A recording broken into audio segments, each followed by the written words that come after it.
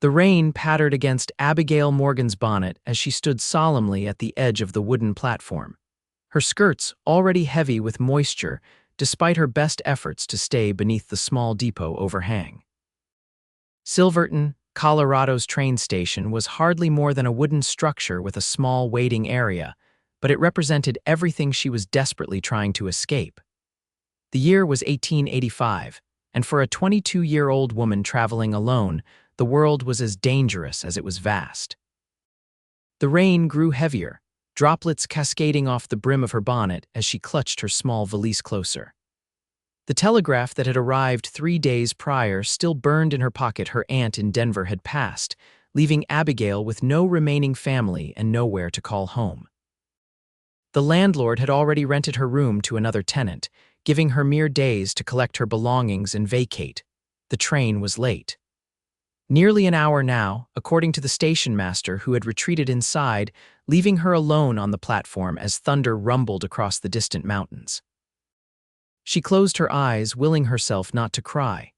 Tears wouldn't change anything they never had, headed out or just hiding. The deep voice startled her, and Abigail turned to find a tall figure approaching through the rain. His long duster was darkened with moisture, a wide-brimmed hat pulled low over his features. As he stepped onto the platform, she caught a glimpse of his face, weathered but handsome, with striking blue eyes and a strong jawline partially obscured by stubble. A cowboy by the looks of him, with worn leather chaps visible beneath his coat and spurs that jingled softly with each step. "I beg your pardon," she replied, straightening her posture. "Most folks wait inside when it's pouring like this," he said, gesturing toward the depot building. "Figured you were either mighty eager to leave Silverton behind or hiding from someone in particular." His eyes scanned the empty platform. "Trains running late on account of the weather." "I'm aware," Abigail said, her voice stiffer than she intended. "And I'm not hiding, I'm simply—" She paused, unsure how to explain that the station master's persistent stares had made the rain seem preferable to the stuffy waiting room. The cowboy seemed to read her hesitation. "Isaac," he said, tipping his hat slightly. "Isaac Thornton." "Abigail Morgan," she replied automatically, then immediately regretted offering her name to a stranger. "Well, Miss Morgan, that train won't be coming for at least another hour. Wires are down past the ridge. I'd offer you shelter at the Silver Dollar while you wait, but it's no place for a lady traveling alone." He studied her for a moment. "You got family waiting somewhere?" The question hit her like a physical blow. "No," she answered, the word barely audible above the rain. "Not anymore." Something in Isaac's expression softened. "Where you headed then?" "Denver," she replied, wondering why she was sharing this information with him. "Or perhaps beyond, I haven't decided yet." "Denver's a big place for someone on their own," he observed, moving to stand beside her under the narrow overhang. "Got prospects there?" "I can read and write exceptionally well," she said, lifting her chin slightly. "I've kept books for businesses before. I'll find something." Isaac nodded, seeming to respect her determination. "I don't doubt it." He glanced toward the depot. "Listen, there's a widow, Mrs. Kavanaugh, runs a respectable boarding house just down the way. She'd let you wait there until the train comes. No charge and a lot drier than standing out here catching your death." Abigail hesitated. The kindness of strangers was sometimes genuine, but she'd learned the hard way that it often came with expectations. "I'm headed that way myself," Isaac continued. "My sister's staying there while I finish business in town. I'd be happy to introduce you." The mention of a sister eased some of Abigail's wariness. "That's very kind of you, Mr. Thornton."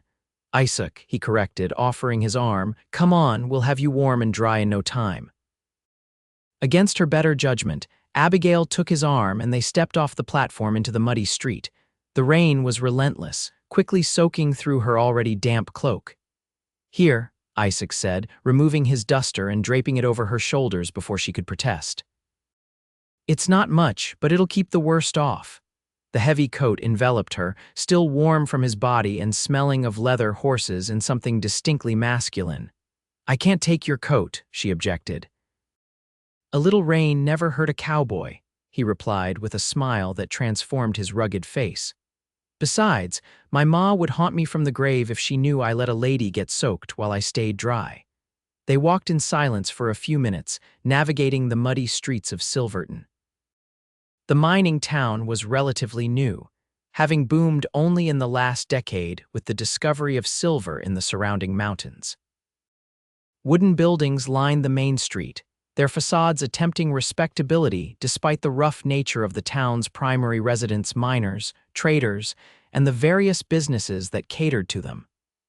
"You're not from Silverton," Isaac observed as they turned down a side street. "No," Abigail admitted. "I've been living with my aunt in a small settlement north of here. After she passed, Her voice trailed off. "I'm sorry for your loss," Isaac said sincerely. "Thank you." She glanced up at him, noting the genuine sympathy in his eyes. "Have you lived here long?" "Born and raised in these mountains," he replied. "Though I spend most of my time on the range, got a small spread about 15 miles southwest of here." "You're a rancher then, not just a cowboy," Isaac chuckled. Started with just a few head of cattle 3 years back. "Slowly building it up." He guided her around a particularly deep puddle. "It's not much yet, but it's mine." There was pride in his voice that Abigail couldn't help but admire. To own something, to build something from nothing, it was a dream that felt increasingly distant for her. They approached a 2-story clapboard house set back from the street. A small sign reading "Kavanaugh Boarding House" hung beside the door. Unlike many of the buildings in Silverton, this one had a tidy garden in front, though the rain had beaten the flowers down. Isaac knocked on the door, which opened promptly to reveal a plump woman in her 50s with kind eyes and gray-streaked hair pulled back in a severe bun. "Mr. Thornton." "Goodness, you're soaked through," she exclaimed, then noticed Abigail. "And who might this be, Mrs. Kavanaugh? This is Miss Abigail Morgan. She's waiting for the train to Denver, but it's delayed. I thought perhaps she could wait here instead of at the depot." The older woman's face softened immediately. "Of course, dear, come in, come in. Let's get you both dried off." The warmth of the house enveloped Abigail as she stepped inside, the scent of baking bread and coffee filling the air. It reminded her painfully of her aunt's small cabin. "Rebecca," Mrs. Kavanaugh called, "bring some towels, please." A young woman appeared at the top of the stairs, her resemblance to Isaac immediately apparent. The same blue eyes and strong features, though softened into feminine beauty. "Isaac," she exclaimed, hurrying down, "you're absolutely drenched." Her gaze shifted to Abigail. "Hello there." "Rebecca, this is Miss Morgan," Isaac said. "Miss Morgan, my sister Rebecca." "Abigail, please," she insisted, suddenly uncomfortable with the formality. Rebecca smiled warmly. "Pleased to meet you, Abigail. Let's get you out of those wet things before you catch cold." Before Abigail could respond, she was whisked upstairs to a small but comfortable bedroom where Rebecca provided her with a dry dress. "It might be a bit large," she apologized, "but it's better than sitting in damp clothes." "You're very kind," Abigail said, touched by the generosity of these strangers. "I don't know how to thank you." "No need for thanks," Rebecca replied, waving her hand dismissively. "That's what folks do out here, help each other. Life's hard enough without adding unnecessary suffering." She paused at the door. "Come down when you're ready. Mrs. Kavanaugh makes the best coffee in 3 counties. Left alone, Abigail changed quickly, hanging her damp dress near the small stove in the corner. The borrowed dress was indeed too large, but clean and warm. She smoothed her hair as best she could without her brushes, then made her way downstairs. Isaac had also changed, now wearing a dry flannel shirt that emphasized his broad shoulders. He stood when she entered the small parlor, and Abigail felt a flutter in her chest at the admiration in his gaze. "Feel better?" he asked. "Much, thank you." She accepted the cup of coffee Mrs. Kavanaugh offered, grateful for its warmth between her hands. "I just spoke with the station master," Isaac said. "Train won't be in until morning now. Track damage about 10 miles back." Abigail's heart sank. "Morning, but you'll stay here tonight," Mrs. Kavanaugh said firmly. "I've got a room ready and it's no trouble at all."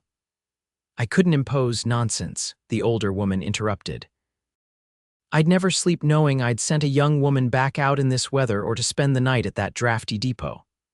"I can pay," Abigail offered, reaching for her reticule. "We'll discuss that later," Mrs. Kavanaugh said with a dismissive wave. "Now, dinner will be ready shortly." "Isaac, will you be joining us?" "If it's no trouble," he replied, his eyes still on Abigail. As Mrs. Kavanaugh bustled off to the kitchen, Rebecca leaned forward in her chair. "So, Abigail, what takes you to Denver?" "Work, I hope," she replied honestly. "My aunt passed recently and well, I need to make my own way now." "I'm sorry to hear about your aunt," Rebecca said. "What kind of work are you looking for?" "Anything respectable. I'm good with numbers and correspondence. I worked as a teacher's assistant for a time." Isaac listened intently. "Denver's growing fast. Lots of opportunities for someone with education." "That's my hope," Abigail admitted, "though I confess I'm a bit apprehensive about arriving with no connections." Rebecca and Isaac exchanged a glance.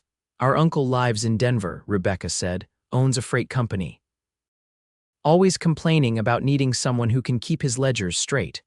"Rebecca," Isaac cautioned, "don't go making promises on Uncle William's behalf." "I'm not promising anything," his sister protested, "but a letter of introduction wouldn't hurt, would it?" Abigail felt a surge of hope. "That would be incredibly kind, but I wouldn't want to impose." "It's no imposition," Rebecca insisted. "Uncle William is a fair employer. If you're as good with numbers as you say, he'd be lucky to have you." "And if that doesn't work out," Isaac added, "Denver's full of businesses looking for educated help." Their kindness was overwhelming after days of uncertainty and grief. Abigail blinked back tears, embarrassed by her emotional response. "Thank you," she managed, "truly." Dinner was a surprisingly pleasant affair. Mrs. Kavanaugh was an excellent cook, and the conversation flowed easily between the four of them. Abigail learned that Isaac had served briefly in the Army before returning to Colorado to start his ranch. Rebecca had been teaching at a school in Denver but was visiting her brother for a few weeks before returning. "Isaac saved every penny for 3 years to buy that land," Rebecca said proudly. "Worked for every rancher who'd hire him, learning the business." "It's nothing special yet," Isaac said modestly. "Just a small cabin and about 50 head of cattle, but the land's good plenty of water and grass." "He's being humble," Rebecca told Abigail. "That small cabin he built with his own hands, and those 50 cattle will be 100 by next spring if his breeding program works out." Abigail could see the affection between the siblings and felt a pang of loneliness. "It sounds wonderful," she said sincerely. "To build something of your own like that. What about your family?" Mrs. Kavanaugh asked gently. "Besides your late aunt, I mean." Abigail set down her fork. "There's no one else. My parents died of fever when I was 16. My aunt took me in, but she swallowed hard. The doctor said it was her heart, very sudden." "I'm sorry, dear," Mrs. Kavanaugh said, patting her hand. "Family is precious." "Yes," Abigail agreed quietly, "it is." After dinner, as Rebecca helped Mrs. Kavanaugh clear the table, Isaac invited Abigail to sit on the covered porch. The rain had lightened to a gentle patter and the air smelled fresh and clean. "You don't have to go to Denver," he said abruptly. Abigail looked at him in surprise. "I beg your pardon. He ran a hand through his hair, seemingly flustered. "Silverton's growing too. The silver mines are bringing in all sorts of businesses. Someone with your skills could find work here." "I hadn't considered staying," she admitted. "I don't know anyone here." "You know us now," Isaac pointed out, "and Mrs. Kavanaugh, she's connected to half the town." Abigail studied him curiously. "Mr. Thornton, Isaac, we've only just met. Why would you concern yourself with my prospects?" He met her gaze directly. "Because when I saw you standing alone in the rain, something told me you were important. Can't explain it better than that." His honesty was disarming. "That's rather forward of you." "I suppose it is," he acknowledged with a slight smile. "But out here, people don't always have the luxury of time for proper courtship rituals. Sometimes you just have to speak your mind." "And what exactly is on your mind?" Abigail asked, her heart beating a little faster. "That I'd like the chance to know you better," he said simply. "And that would be difficult if you're in Denver and I'm here." Abigail felt a warmth that had nothing to do with the coffee she'd consumed.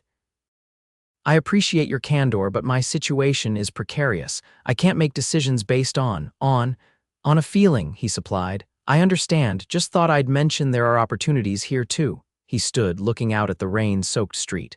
"Think about it overnight. Train doesn't leave until morning."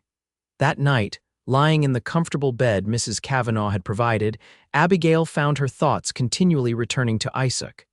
There was something compelling about him, a steadiness, an honesty that she found refreshing after years of careful isolation. But staying in Silverton on the strength of a few hours' acquaintance would be foolish, wouldn't it? She rolled over, punching the pillow into a more comfortable shape. Denver had been her plan. Uncle William might offer her a position, but there was no guarantee. And even if he did, she would still be alone in a big city, dependent on the kindness of strangers. The same could be said for staying in Silverton, a voice in her head pointed out. But here, the strangers had already shown kindness without being asked. Sleep came fitfully, her dreams filled with rain and trains that never arrived. Morning brought sunshine and clarity. Abigail rose early, dressing in her now dry clothes and packing her few belongings. She had a decision to make, and the approaching whistle of the train wouldn't allow for further contemplation. Downstairs, she found Mrs. Kavanaugh preparing breakfast. "Good morning, dear. Sleep well?" "Yes, thank you," Abigail lied politely, "and thank you again for your hospitality." "Think nothing of it," the older woman replied, setting a plate of eggs and bacon before her. "Eat up now, train'll be here in an hour." Have the others come down yet?" Abigail asked, trying to sound casual. "Rebecca's still sleeping," Mrs. Kavanaugh said, "but Isaac left at first light. Said he had business to attend to before the train arrived." Disappointment washed over Abigail. Had she imagined the connection between them? Perhaps his interest had been merely politeness after all. She ate mechanically, thanked Mrs. Kavanaugh, and insisted on leaving payment despite the woman's protests. Then, with her valise in hand, she walked back to the depot alone. The platform was busier than the previous day, with several passengers waiting for the delayed train. Abigail found a quiet corner and settled in, her ticket to Denver clutched in her hand. The train whistle sounded in the distance, and people began gathering their belongings. Abigail stood, smoothing her skirts nervously. "Miss Morgan." She turned to see Isaac hurrying toward her, slightly out of breath. Relief flooded through her at the sight of him. "I was afraid I'd missed you," he said, stopping before her. He held out a small package. "I wanted to give you this." Curious, Abigail unwrapped the brown paper to reveal a small leather-bound journal. "For your new beginning," Isaac explained, "whether it's in Denver or elsewhere." "It's beautiful," she said softly, running her fingers over the smooth leather cover. "Thank you." "I also brought this," he continued, producing an envelope. "A letter to my uncle, as Rebecca suggested," and he hesitated, then pushed forward. "An invitation." "An invitation to visit my ranch before you decide on Denver," he said in a rush. "It's presumptuous, I know. But I thought perhaps you might want to see more of Colorado before settling in the city." The train pulled into the station with a screech of brakes and billowing steam. Passengers began boarding immediately. "I don't know what to say," Abigail stammered. "Say yes," Isaac urged. "Or at least, don't say no just yet." Abigail looked at the train, then back at Isaac's earnest face. In his eyes, she saw something rare: hope, possibility, and a reflection of her own loneliness. "The ticket to Denver will still be valid tomorrow," she heard herself saying. "Or the next day." Isaac's face broke into a smile that transformed him. "Does that mean?" "It means I'd like to see this ranch of yours," Abigail said, surprising herself with her boldness. "If the invitation still stands." "It does," he assured her quickly. "My horse is hitched out front. We could be there by midday." Abigail hesitated only a moment longer before tucking the Denver ticket into her reticule. "Then lead the way, Mr. Thornton." The ride to Isaac's ranch was unlike anything Abigail had experienced before. Seated behind him on his sturdy gelding, her arms tentatively around his waist, she watched the landscape transform from the clustered buildings of Silverton to open meadows surrounded by towering mountains. The late spring air was crisp and clean, scented with pine and wildflowers.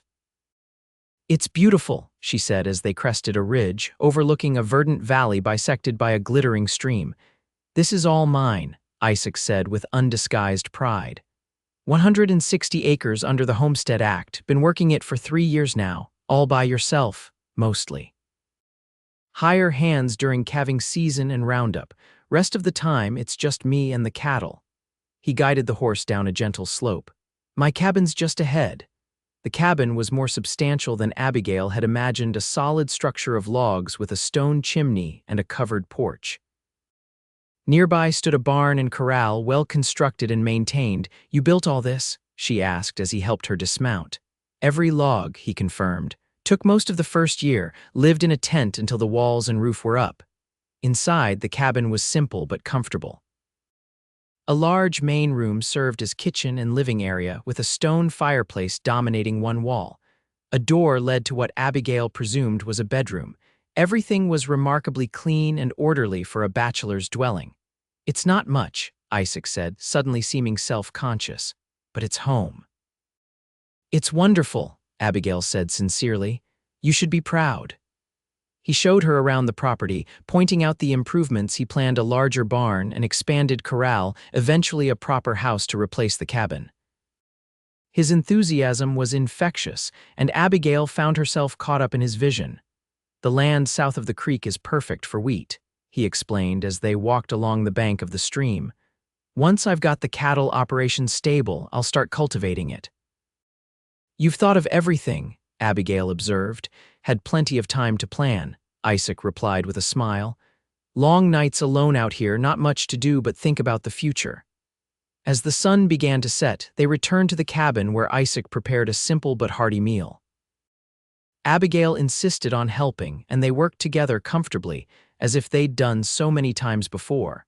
Over dinner, Isaac spoke more about his time in the army and his dreams for the ranch. Abigail found herself sharing stories of her own past, her childhood in Missouri, the loss of her parents, the quiet years with her aunt. You've been through a lot, Isaac observed, pouring her more coffee. No more than most, she replied. Life is full of unexpected turns. Like ending up at a cowboy's ranch instead of on a train to Denver. His eyes twinkled with humor. Abigail laughed. Exactly like that. As night fell, a new awkwardness descended. The impropriety of her situation suddenly struck Abigail forcefully. I should return to town, she said, rising from the table. It's not proper for me to be here alone with you. Isaac stood as well. You're right, of course, though I hate to make the ride back in the dark. He hesitated. I could sleep in the barn. I couldn't put you out of your own home, she protested. Or, he suggested carefully, we could ride to the Patterson place. It's about 3 miles east. Martha Patterson is a widow about Mrs. Kavanaugh's age. She'd put you up for the night, no questions asked. Relief washed over Abigail. That would be best, I think. The Pattersons turned out to be an elderly couple, not a widow as Isaac had described. They welcomed Abigail warmly, asking no questions about her unexpected arrival with Isaac Thornton. Any friend of Isaac's is welcome here, Mrs. Patterson declared, showing Abigail to a small but comfortable bedroom. Before leaving, Isaac made arrangements to return for her the following morning. I thought we might ride into town together, he suggested, if you still want to catch that train to Denver. The if hung between them, loaded with unspoken possibilities. Thank you, Abigail said simply, not committing either way. That night in the Pattersons' spare room, Abigail took out the journal Isaac had given her and began to write. She poured out her confusion, her fears, and the unexpected feelings that had begun to stir in her heart. The act of writing clarified her thoughts, and by the time she set down her pen, she knew what she wanted to do. The next morning, Isaac arrived as promised. Mrs. Patterson insisted they stay for breakfast, during which Mr. Patterson regaled them with stories of the early days of Silverton. Wasn't nothing here but bears and Indians when we first came, the old man declared. Now look at its silver mines, railroad, even got a proper church last year.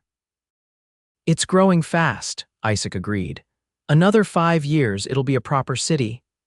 And you'll still be out there on your ranch avoiding civilization, Mrs. Patterson teased. Not completely avoiding it, Isaac replied, glancing at Abigail. After breakfast, they thanked the Pattersons and set out for town. The day was clear and beautiful, the mountains spectacular against the blue sky. Have you decided? Isaac asked as they rode side by side, having borrowed a gentle mare from the Pattersons for Abigail. About Denver, she nodded. I have. And Abigail took a deep breath. I think I'd like to see more of Silverton before I decide. Mrs. Kavanaugh mentioned she could use help with the boarding house. Perhaps I could stay there for a time, get to know the town. The smile that broke across Isaac's face was worth any uncertainty she felt. I think that's a fine idea, he said, clearly restraining his enthusiasm. Silverton's a good place, growing, like Mr. Patterson said, and it has some very kind people, Abigail added, meeting his eyes. It does at that, he agreed softly. Over the next 2 weeks, Abigail settled into life at Mrs. Kavanaugh's boarding house. The arrangement benefited them. Both Mrs. Kavanaugh gained much-needed help, and Abigail secured room and board plus a small salary. More importantly, she began to feel part of a community for the first time since her parents' deaths. Isaac came to town every few days, ostensibly for supplies, but always finding time to visit the boarding house. Sometimes they would walk through town together, and he would point out new businesses or introduce her to people he knew. Mr. Harris is looking for someone to help with his accounts, he mentioned casually during one such walk. His general store is doing well, but numbers aren't his strong suit. Are you finding me employment, Mr. Thornton? Abigail teased. Just pointing out opportunities, he replied with a grin. Silverton needs educated people like you. Abigail did speak with Mr. Harris and soon found herself working at the general store 3 days a week, organizing his chaotic books. The work was satisfying, and the additional income allowed her to begin saving again. As spring gave way to summer, Isaac's visits became more frequent. Sometimes he would bring small gifts, wildflowers, a book he thought she might enjoy, once a beautiful hand-carved hairpin he'd traded for with a passing peddler. Mrs. Kavanaugh observed their growing attachment with approval.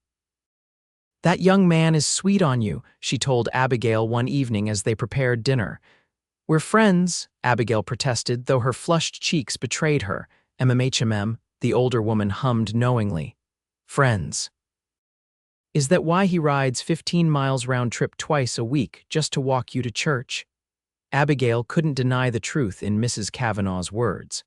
Isaac had become a constant in her life, a steady presence she found herself increasingly relying on.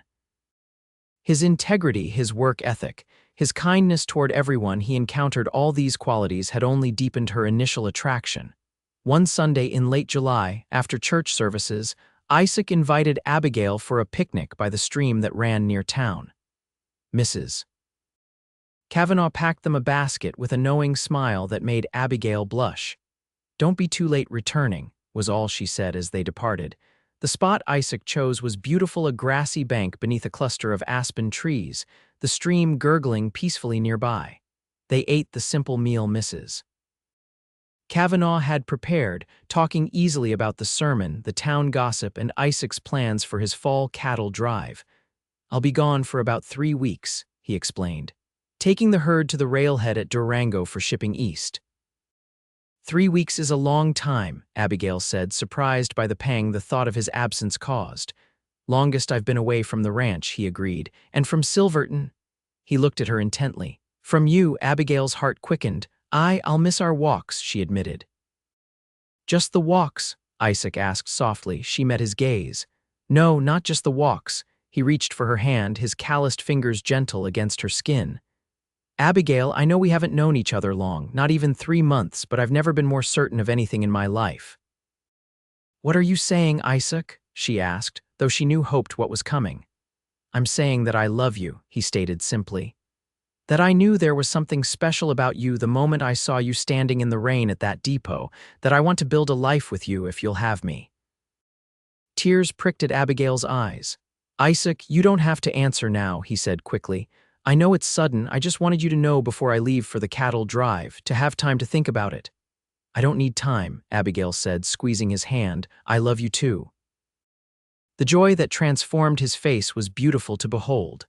Slowly, giving her every chance to pull away, Isaac leaned forward and kissed her. It was gentle and sweet, a promise rather than a demand. When they parted, both were smiling. Does this mean you'll marry me, Abigail Morgan? Isaac asked. Yes, she replied without hesitation. Yes, I will. They returned to town hand in hand, both glowing with happiness. Mrs. Kavanaugh took one look at them and burst into tears of joy, immediately beginning to plan the wedding. After the cattle drive, Isaac insisted. I want to do this right, have a proper home ready for my bride. Abigail agreed, though the thought of waiting until fall seemed an eternity. I'll help Mrs. Kavanaugh prepare for winter boarders while you're gone, she said, and continue with Mr. Harris's books. The day of Isaac's departure for the cattle drive dawned clear and cool. Abigail rose early to see him off, meeting him at the edge of town where his small crew had gathered with the herd. Be careful, she said, fighting back tears as he held her close. Always am, he promised. I'll be back before the first snow. I'll be waiting, she replied, standing on tiptoe to kiss him goodbye. She watched until the dust from the cattle had settled and Isaac was just a distant figure on the horizon. Then, squaring her shoulders, she turned back toward town. She had a life to build here now, their life together. The weeks of Isaac's absence passed more slowly than Abigail could have imagined. She threw herself into work, taking on additional responsibilities at both the boarding house and the general store. In the evenings, she would write in the journal Isaac had given her, recording her thoughts and plans for their future. Rebecca returned from Denver shortly after Isaac's departure, delighted to learn of their engagement. I knew it, she exclaimed. The moment I saw you together, I told Mrs. Kavanaugh there was a spark there. Was I the only one who didn't see it coming? Abigail laughed. Probably, Rebecca teased. Even Isaac knew from the start. He told me so when he came to borrow my dress for you that first day. With Rebecca's help, Abigail began preparing for married life. They rode out to Isaac's ranch several times, cleaning the cabin thoroughly and making lists of items they would need. He's been working on something before he left, Rebecca confided during one such visit. Wouldn't tell me what, but he was hauling lumber out here for weeks. They discovered the answer behind the cabin, the foundation and framing for a small addition. A note nailed to one of the posts explained, for a proper bedroom, the cabin will be kitchen and living area, more to come as we can afford it. Abigail traced the words with her fingers, touched by Isaac's foresight and planning. As the cattle drive stretched into its third week, Abigail found herself watching the road from town anxiously. Isaac had estimated 3 weeks, but mountain travel was unpredictable and delays were common. When a rider appeared one evening, galloping hard toward the boarding house, Abigail's heart leapt then plummeted as she recognized one of Isaac's hired hands, not Isaac himself. Miss Morgan, the young cowboy said, removing his hat as he dismounted. Mr. Thornton sent me ahead. There was trouble at the river crossing. He's been hurt. The world seemed to tilt beneath Abigail's feet. How badly? She managed to ask. Broke his leg when his horse went down in the current, the cowboy explained. He's following with the wagon, moving slow. Asked me to ride ahead and let you know he's alive, just banged up some. Relief and fear warred within her. When will they arrive? Tomorrow, likely. They were about 10 miles out when I left them. Abigail barely slept that night, pacing her room until dawn. As soon as it was light, she asked Mrs. Kavanaugh's handyman to hitch the boarding house wagon, determined to meet Isaac on the road. Rebecca insisted on accompanying her. You're in no state to drive, she pointed out reasonably. They met the cattle drive wagons about 5 miles outside town. Abigail spotted Isaac immediately, propped up in the back of the lead wagon, his right leg splinted and bandaged. Despite his obvious pain, his face lit up at the sight of her. Abigail, what are you doing out here? Did you think I'd wait in town when I heard you were hurt? She replied, climbing into the wagon beside him. She took his face in her hands, scanning it for further injuries. Beyond some scrapes and a magnificent bruise on his left cheek, he seemed intact. You scared me half to death. I'm sorry, he said, kissing her palm. The river was higher than we expected. My horse lost his footing, he grimaced. Doc Simmons says it's a clean break. 6 weeks and I'll be good as new. 6 weeks, Abigail exclaimed. But the ranch, the addition, will have to wait, Isaac finished, though I hate to postpone the wedding. Abigail shook her head firmly. We're not postponing anything. We'll just have to adjust our plans. And adjust they did. With Isaac confined to bed rest at Mrs. Kavanaugh's, the boarding house became the center of wedding preparations. The cattle had made it to market despite the accident, and the sale had been successful, providing funds for their start together. Abigail divided her time between caring for Isaac, continuing her work, and finalizing wedding plans. The entire town seemed involved in the preparations, from the minister to the ladies' auxiliary who insisted on decorating the church. "I feel useless," Isaac complained one evening as Abigail changed his bandages. "You're doing everything while I just lie here. You're healing," she reminded him. "That's your job right now. A man should be able to provide for his wife," he said stubbornly. Abigail sat beside him on the bed, taking his hand. "And you've built a home and a business, you've planned for our future. Now let me help carry the load for a while." He kissed her then, pulling her close. "What did I do to deserve you? You asked if I was headed out or just hiding," she replied with a smile, "and then you gave me a reason to stay." The wedding took place in early October, just as the aspen trees turned golden. Isaac was still using a crutch, but insisted on standing without support during the ceremony. The small church was filled to capacity with what seemed like the entire population of Silverton. Abigail wore a simple white dress that Mrs. Kavanaugh and Rebecca had helped her make.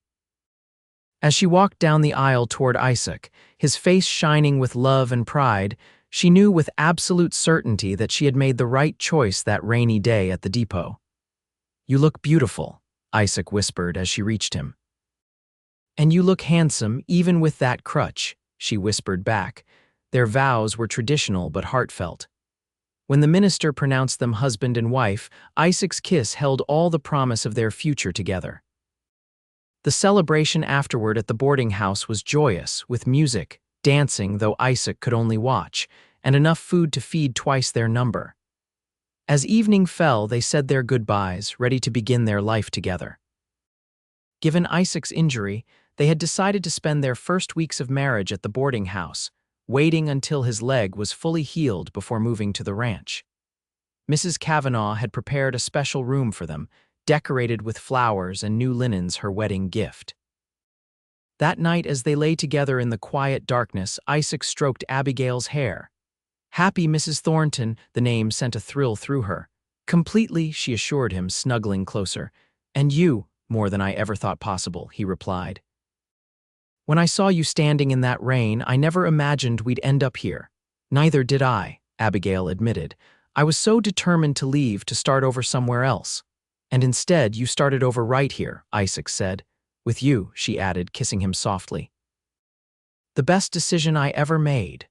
Winter came early that year, with heavy snows blanketing Silverton before November's end.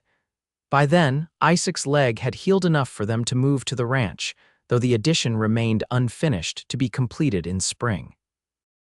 The cabin seemed smaller with 2 people, but Abigail found she loved the coziness of their life together. Each morning, they would rise before dawn, Isaac to tend the cattle, Abigail to prepare meals and maintain their home. In the evenings, they would sit by the fire, reading or simply talking, planning their future together. "I want children," Isaac told her one night as they lay in bed, the wind howling outside their snug cabin. "A whole houseful." "I'd like that," Abigail agreed, resting her head on his chest. "Though perhaps we should finish the addition first," he laughed, the sound rumbling beneath her ear. "Fair point, one thing at a time." As winter deepened, they established routines and traditions of their own. Sunday dinners with Rebecca and the Pattersons. Reading aloud to each other on stormy evenings. Isaac teaching Abigail to ride properly, and Abigail teaching Isaac to dance once his leg had fully healed. They faced challenges too, a particularly brutal blizzard that trapped them indoors for 3 days. The loss of 2 pregnant cows to mountain lions, the constant adjustments of 2 independent people learning to share a life. But through it all, their love only deepened. By spring, when the snow began to melt and the first wildflowers appeared on the mountainsides, Abigail had news of her own to share. She told Isaac one morning as they watched the sunrise from their porch. "I'm with child," she said softly. "Due in late autumn, the doctor thinks." Isaac stared at her in wonder, then whooped with joy, lifting her carefully and spinning her around. "A baby, our baby?" "Yes," she laughed, clinging to his shoulders. "So you'd better finish that addition quickly. We'll need the space." He set her down gently, placing a hand on her still flat stomach. "I'll start today. We'll have it ready well before this little one arrives." True to his word, Isaac threw himself into completing the addition. With help from friends in town, the new bedroom was finished by midsummer larger than the original cabin, with windows on 3 sides to catch the mountain breezes. Abigail's pregnancy progressed smoothly, though the summer heat was sometimes uncomfortable. She continued to ride into town weekly for supplies and to visit friends, refusing to be confined despite her growing belly. "You're the stubbornest woman I've ever known," Isaac told her admiringly after finding her weeding the small vegetable garden they'd planted in late spring. "Someone has to be," she retorted, allowing him to help her to her feet. "Otherwise, you'd have me wrapped in cotton wool until the baby comes." "Can you blame me for wanting to protect you both?" he asked, placing his hand on her rounded abdomen where their child kicked vigorously. "No," she admitted, covering his hand with her own. "But I'm not made of porcelain, Isaac. Women have been having babies since the beginning of time." "Not my woman," he said softly. "Not my baby." Their son, Alexander William Thornton, was born on a clear October night, almost exactly a year after their wedding. The labor was long but uncomplicated, with Mrs. Kavanaugh and the town midwife in attendance while Isaac paced anxiously outside. When they finally allowed him in to see his wife and newborn son, Isaac's face reflected such awe and love that Abigail felt tears spring to her eyes. "He's perfect," Isaac whispered, gently touching the downy head nestled against Abigail's breast, "just like his mother." "He has your eyes," Abigail observed, "and your chin." "Poor lad," Isaac joked, his voice thick with emotion. "Let's hope he gets your brains to compensate." Life with a newborn brought new challenges and joys. Sleepless nights gave way to days filled with tiny discoveries: Alexander's first smile, his first laugh, the way his little fingers would curl around Isaac's thumb. As their son grew, so did the ranch. Isaac's careful management and hard work began to pay off. By Alexander's first birthday, they had nearly doubled their herd and added a new barn. The following spring, they hired 2 permanent hands to help with the expanding operation. Abigail found her own role evolving. While caring for Alexander remained her primary focus, she also took over the ranch's bookkeeping and correspondence. Her education proved invaluable as they began selling beef directly to hotels and restaurants in Durango and beyond. "We make a good team," Isaac observed one evening as they reviewed the quarterly figures together. "You with your numbers and letters, me with the cattle. We always have," Abigail replied with a smile, "since that very first day." That night, after Alexander was asleep in his small bed in the corner of their bedroom, Abigail found the journal Isaac had given her nearly 3 years earlier. She had filled it completely with her hopes and fears, the story of their courtship, the birth of their son, the growth of their ranch and their love. Isaac found her sitting on the porch, reading through the early entries. "What's that?" he asked, settling beside her. "The journal you gave me," she explained. "The day I almost left for Denver." He took it carefully, flipping through the pages filled with her neat handwriting. "You kept it all this time, of course. It was your first gift to me." She leaned against his shoulder. "I was just reading what I wrote that first night at the Pattersons, when I was trying to decide whether to stay or go." "And what did you write?" he asked, curious. Abigail found the page and read aloud. "I came to Silverton with nothing but grief and uncertainty. Now, just one day later, I find myself contemplating a completely different path. Is it madness to consider staying for a man I've just met? Perhaps. But there is something about Isaac Thornton that speaks to my heart, a steadiness, an honesty that I've rarely encountered. When he looks at me, I feel seen for the first time in years. Not as someone to be pitied or used, but as someone of value. I don't know if this feeling is love, but I think it could be, given time." Isaac was silent for a long moment. Then he turned to her, taking her face in his hands. "I felt the same way," he said softly, "like I'd been waiting for you without knowing it. And now here we are," Abigail said, gesturing to the ranch around them, the home they'd built together, the life they'd created. "Here we are," Isaac agreed, "and I wouldn't change a thing."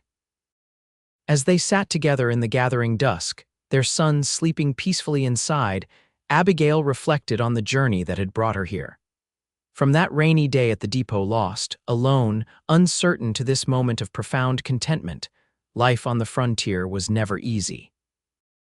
There would be hard winters ahead, drought years, illnesses, and setbacks, but she would face them with Isaac by her side, with the family they were building together. "I love you," she said simply, leaning up to kiss him. "And I love you," he replied. "Always will." The stars emerged one by one above them, bright pinpoints in the vast Colorado sky. Inside, Alexander made a small sound in his sleep. Isaac stood, offering his hand to Abigail. "Come on, Mrs. Thornton. Tomorrow comes early on a ranch."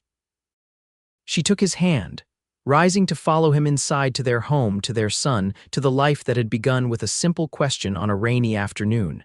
Headed out or just hiding? Neither, as it turned out. She had been waiting for him, for this, for everything they would build together in the years to come.